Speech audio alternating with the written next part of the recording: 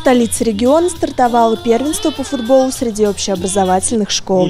Торжественное открытие турнира «Крылья Самары» состоялось 12 сентября. У нас буквально 2 недели назад закончился турнир «Лето с футбольным мячом», в котором приняло участие несколько десятков тысяч ребят, мальчишек и девчонок. И уже сложилась замечательная традиция, а мы можем говорить, что традиция, это уже турнир не первый год проходит. Это для самых наших маленьких ребят, учеников начальной школы. Первенство проходит при поддержке Думы городского округа Самара, Департамента образования и Департамента физической культуры и спорта, совместно с Самарской городской федерацией футбола и футбольным клубом «Крылья Советов». Популярность турнира среди школьников растет. В прошлом году в состязаниях приняли участие 72 команды.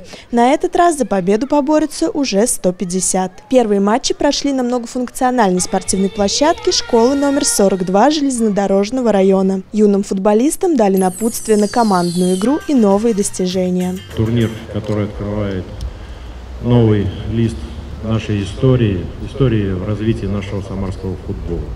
Потому что каждая веха начинается вот с таких вот ребят, которые делают первые шаги на пути к новым победам, к новым спортивным результатам. Молодец, давай дальше!